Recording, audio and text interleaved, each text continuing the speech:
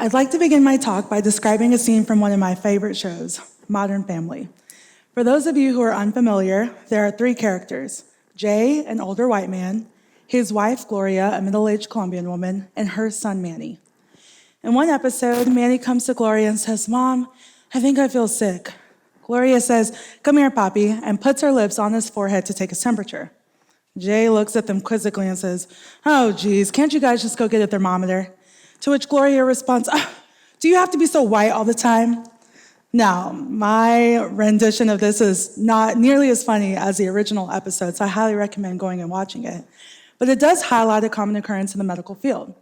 I'm a medical student, so I have very limited clinical experience compared to seasoned physicians, yet even I have witnessed the way that patients with unconventional health practices are treated in the medical field. And contrary to the example I just gave, it's not just a white thing. Healthcare practitioners of all races and ethnicities often standardize their practice to evidence-based care, which does not include cultural health beliefs. Evidence-based care is a result of the development of the biomedical culture and the scientific method throughout the 19th century. With developments in germ theory and surgery and anesthesia, thank goodness, research, which is often governed by those in the majority, rules over magical thinking. This means independent and dependent variables with measurable outcomes that are reproducible. Spirituality, on the other hand, requires faith or belief without sight.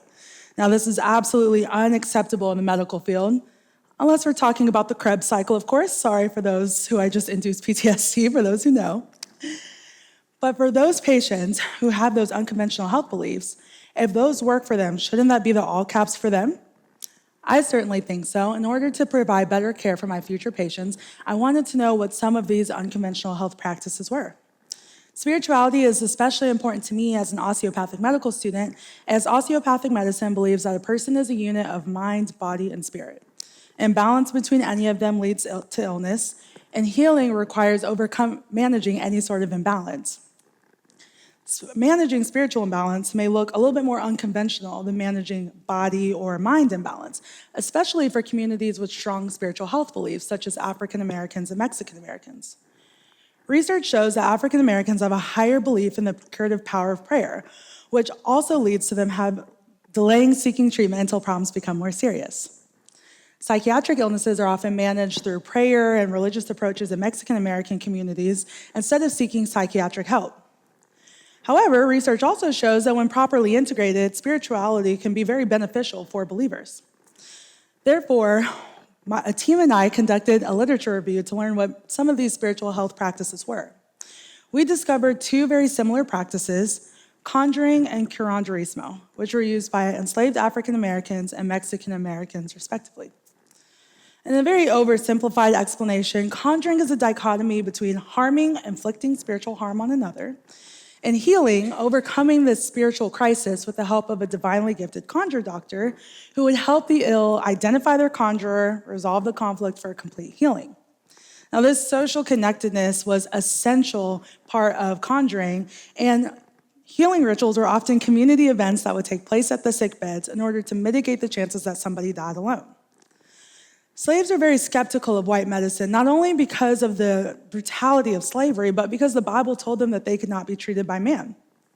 Plantation owners and white doctors often dismiss conjuring as superstition, but even they could not deny the improvement that slaves seemed to exhibit when they were treated by conjure doctors. Therefore, conjuring was also used as a form of resistance, as health was one of the few ways in which slaves could exercise any sort of autonomy.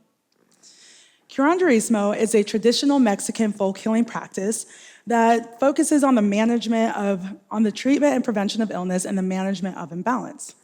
It also believes that illness is a duality of natural causes, things like germs and viruses that we can see and treat, and supernatural causes that require spiritual intervention that modern medicine just simply can't help with, no matter how big our God complexes may get.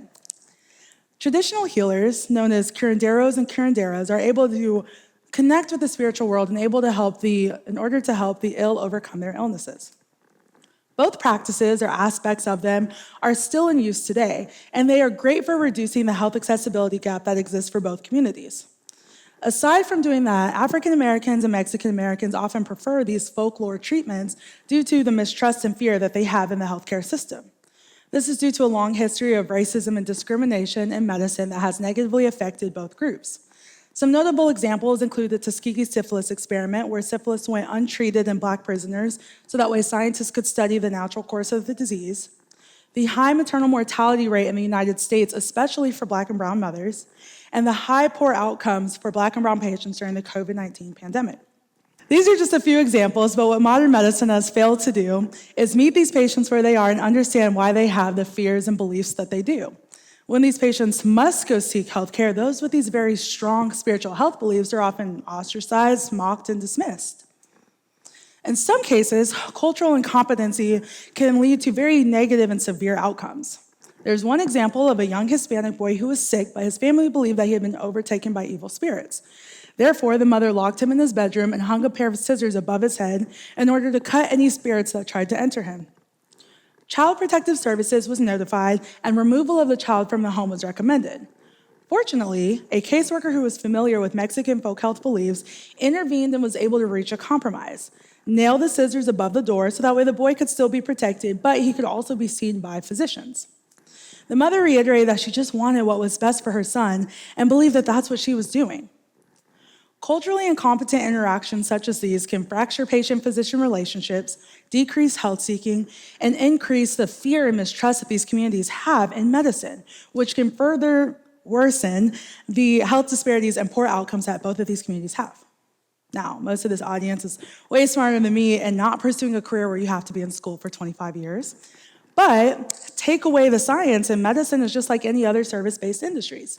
So if even these examples didn't resonate with you, cultural incompetence in other industries also have negative consequences. Let's take Walmart's failure in Germany, for example. Now, I've been to Germany, but it was around Christmas time, so everyone was jolly, drunk, and full. But Walmart discovered $1 billion later that Germans hate the Walmart greeter, especially if she was a woman, as men would think she was flirting with them, which would anger their wives. Hated the employee morning chants so much so that they would actually hide in the bathrooms to avoid them, and absolutely despise anyone touching or bagging any of their groceries. Another setting where cultural incompetence can arise is in schools where students and teachers' demographics don't match.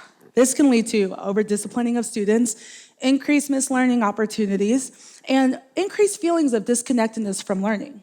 I witnessed this when I was a substitute teacher before medical school, and a building teacher reprimanded a young boy for yelling at me after I'd asked him a question. I had worked at the school many times, and I knew the young boy personally, so I knew he wasn't yelling, he just had a loud voice. When the teacher left, the young boy was frustrated and lamented how he felt like none of his teachers understand him. And I felt for him. I, too, have been accused of being loud on many occasions when I thought I was just speaking. In fact, I don't even think I need this microphone, but it goes with the uniform and it makes me feel like Beyonce, so I'll take it. Many students experienced similar reactions from teachers who came from different backgrounds and perceived any behavior that they didn't understand as threatening or disruptive. And I do not mean to besmirch the teachers. The challenges in education require teachers to find very efficient ways of managing these large classrooms, including the use of heuristics. One type is called fundamental attribution error, which is a psychological term that refers to one's tendency to attribute another's action to their personality or characteristics, while attributing the same actions to themselves as due to external causes. So, for example, if we are both 5 minutes late, you all in the audience are just late people, but I was stuck in traffic. We often make these sort of errors in the service industry when trying to justify others' behaviors, especially if they are wayward. However, in doing this, the biggest mistake that we can make is say, that's just the way they are. Students don't do their work because they're lazy and they act out because they're bad.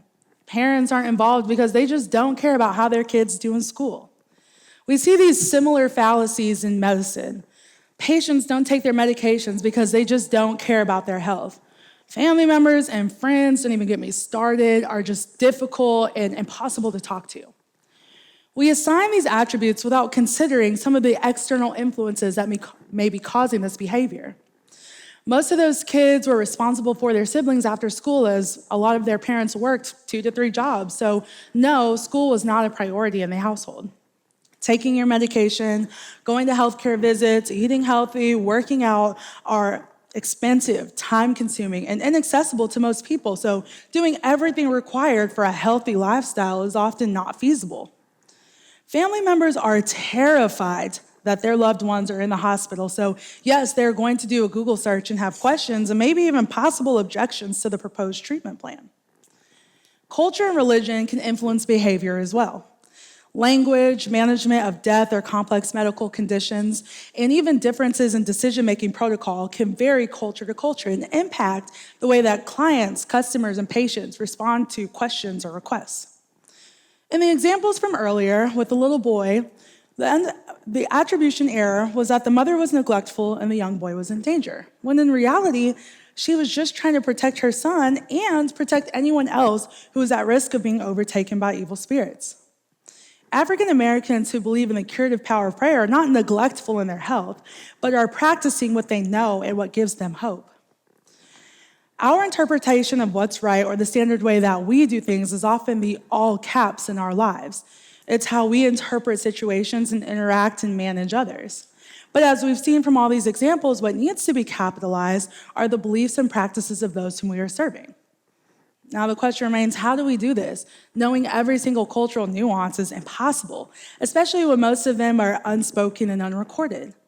How do we as everyday people and in our professional roles improve our cultural competency and better connect with those whom we are serving? The first step is to overcome these attribution errors. Changing your perspective requires you to expand your worldview. Look around. If everyone in your life looks like you and comes from a similar background, it's time to get out of your comfort zone by visiting new places and talking with people from different backgrounds and reading or watching content about unfamiliar topics. Before assigning an attribution, stop and force yourself to think about what some external causes may be. If appropriate, you may even say, "Hey, I noticed you haven't turned in your homework in a few weeks. Is everything okay?" We seem to have similar conversations about taking your medication as prescribed at each visit. What are some barriers to you filling your prescription and taking it? The things we've talked about today are heavy. Are there any spiritual communities that we can connect you with as we come up with a plan together? Asking these questions can increase your empathy and understanding of those whom you are serving. The second step is for companies and industries to diversify their workforces.